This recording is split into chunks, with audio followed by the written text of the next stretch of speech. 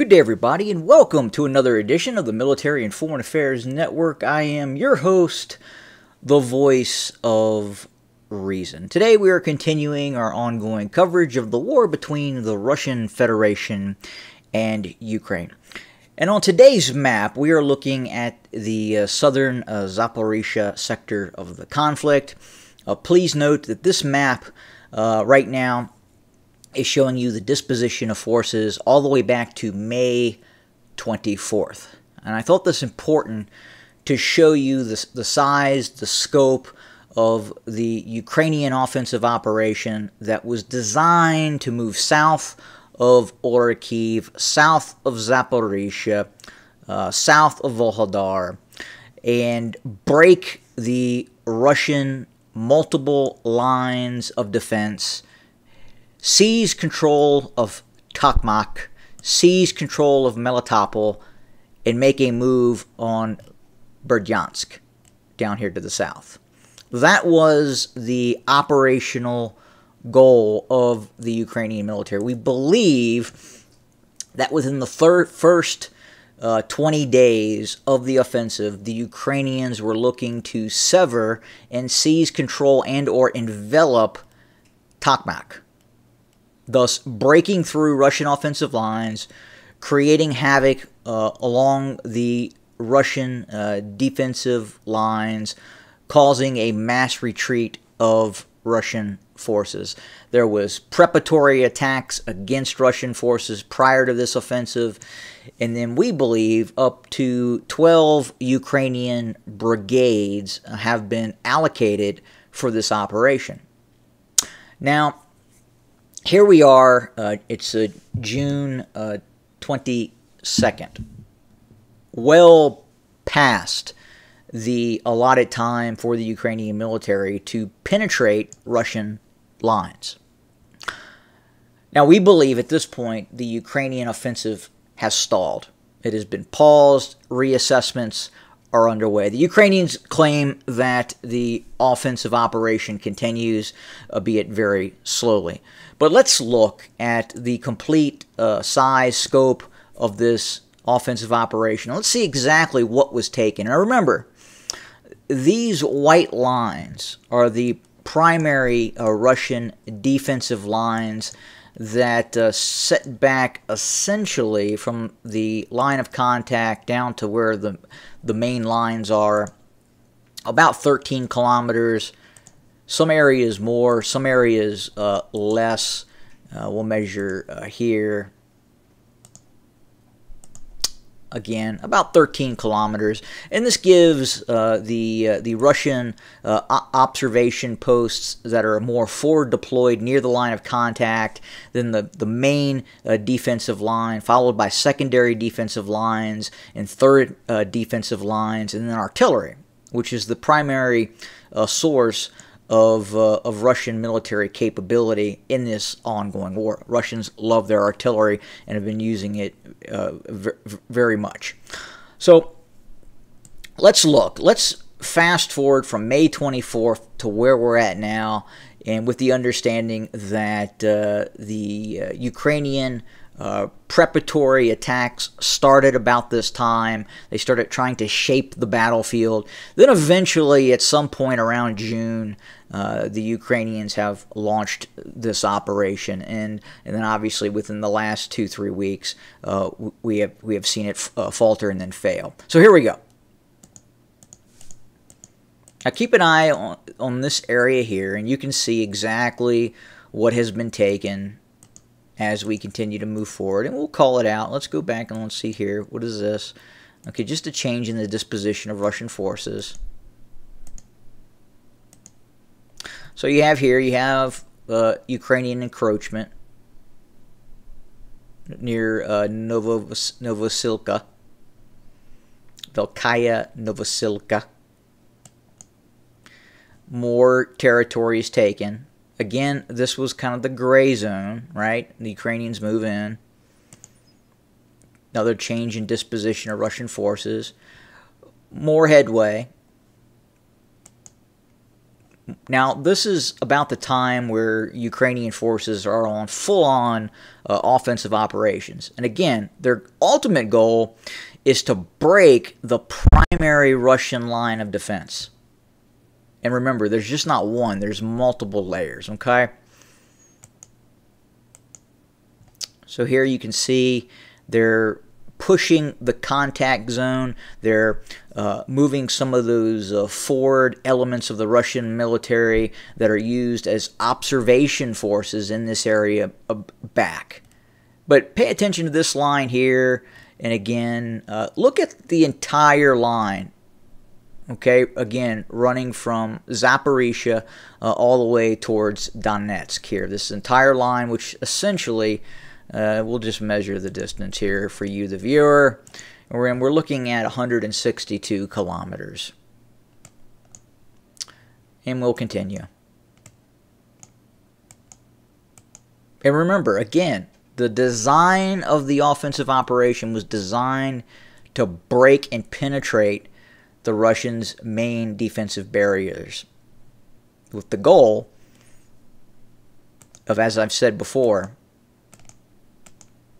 breaking the land corridor between Russia and Russia's newly claimed territories in the south, which, again, some would argue it is Russian.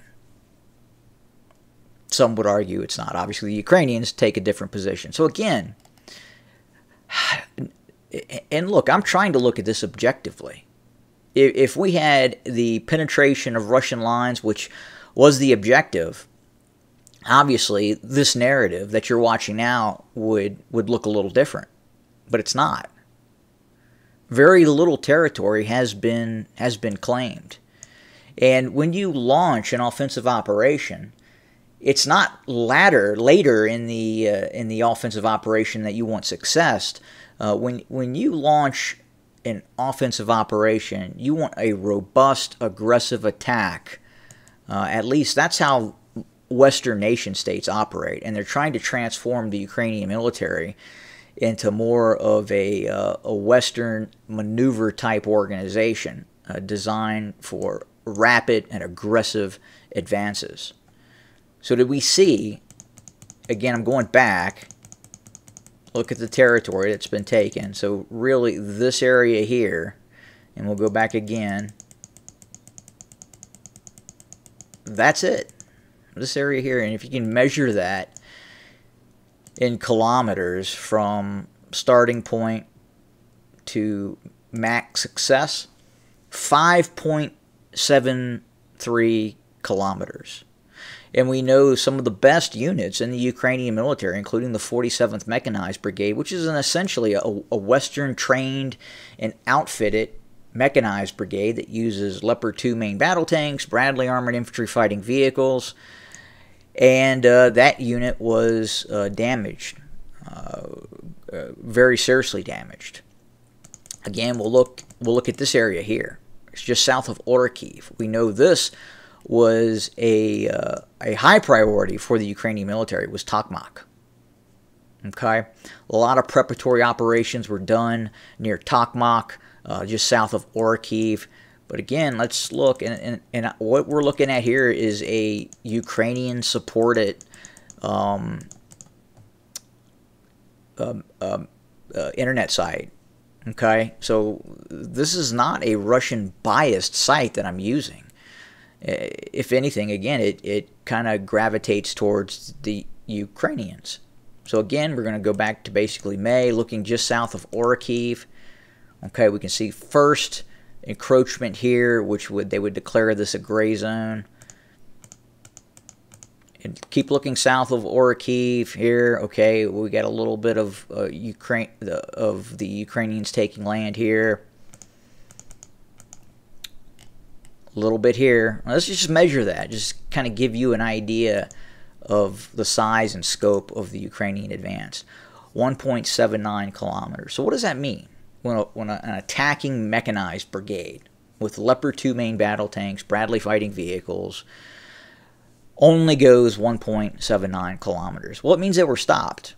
they were essentially defeated on the battlefield. They pushed south. They were able to go about 2 kilometers. When they started coming in, the Russians started engaging those columns, and you can see the distance of the outer Russian defensive lines, and you got the main line down here, right? So then let's measure from the outer Russian defensive line to where the Ukrainians stopped. Is it going to let me do this? It may not. Let's try this again.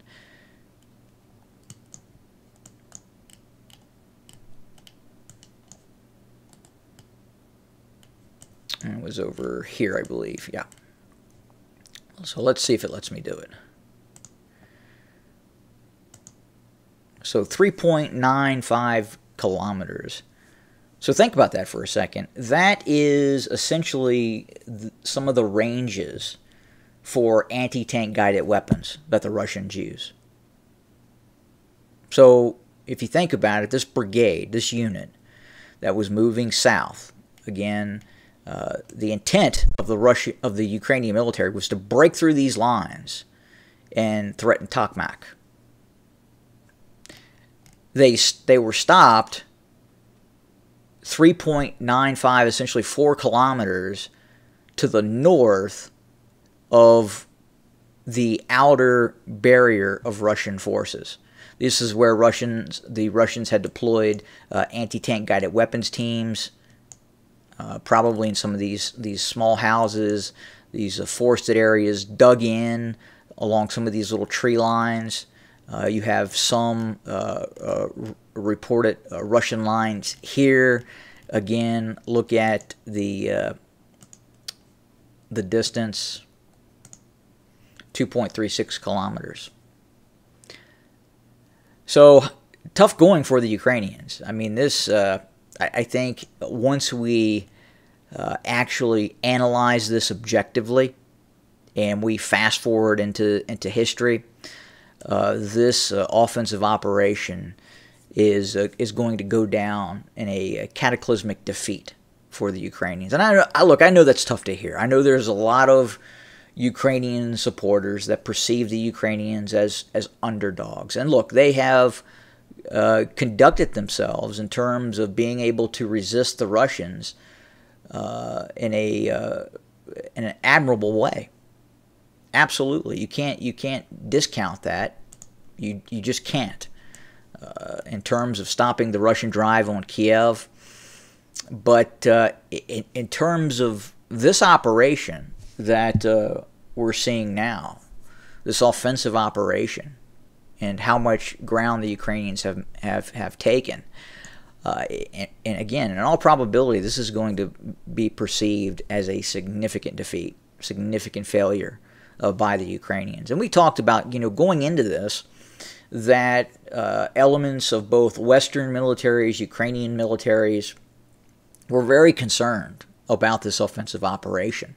And I hate to say I told you so, but we told you so. Again, you can't launch massive offensive operations against a well-dug-in enemy, a well-dug-in opposing force, meaning the Russians, that have air dominance. They have air capability. They have an active air force, attack helicopters, ground attack aircraft that are attacking your maneuvering formations. Think about it. Look back at, say, the first Gulf War. Look at the Battle of Khafji, where the Iraqis tried to move into Saudi Arabia. This was a multi-battalion attack during Khafji. And again, air power. Same as with this. The Ukrainians had the perception that their HIMARS, that their long-range fire capability, Storm Shadow cruise missiles, some of their air defense systems would essentially be their air force. And I get that thought process in using long-range multiple launch rocket systems that are very, very accurate in that manner. And yes, you could consider that a form of air support, but having, and then drones as well, but having attack helicopters and fixed-wing attack aircraft, Su-25s, Su-34s, Ka-52s, Mi-24 Hinds, even the older attack helicopters. You know, that is a difficult proposition to overcome. And we have seen, especially in some of these areas in the south, along this sector, where the Russian attack helicopters have had a heyday, engaging columns of Ukrainian forces. And again, as we talked about before, the primary reason for that is those helicopters can loiter back behind these main defensive lines outside of the Ukrainian air defense envelope. And for us here at MFAN, this was a no-brainer that this is what would happen with the Ukrainian offensive. Now, there was a possibility that, was it possible that Russian morale was so low that they would just collapse? Yeah, possibly. And I think that some elements in the West, some elements in the Ukrainian political leadership actually believed that. They actually believed that would happen. And it didn't happen. And they are now facing the fact that this offensive has failed, at least for right now. And I think there's going to be a reassessment, and I think you're going to see that there's going to be a drive to provide the Ukrainians with an actual air force that can contest the Russian Air Force. Now, is that going to be successful? Is that going to work? Is that going to lead to escalation? Probably. Again, as I've talked about many times before, we are on the path of escalation. And right now, at least in terms of the general populace here in the West, here in the United States, it's almost like a frog that is setting in warm water. And that warm water progressively gets hotter and hotter and hotter until it starts to boil, and then the frog is cooked. The frog is dead. And that's where a lot of people here in the West sit right now. They don't understand what's going on. They see this as a war that is taking place in a far-off land, in a land many of which had no idea where it was, and really don't even care because it doesn't affect them. But at a certain point, it is highly likely this war could affect people here in the United States in a very robust manner, where you have to look and you have to then ask questions, what in the hell is going on? Because we are living in the nuclear age, and you have to account for that. So that's kind of where we are today. I just wanted to walk through that process for you, where you can actually see the maximum success of the Ukrainian military in this this so-called major offensive operation that has taken place, which, again, has probably been paused for right now. And that's where I'm going to pause it. Thank you for joining us today. More to come very, very soon. As always, have a good day.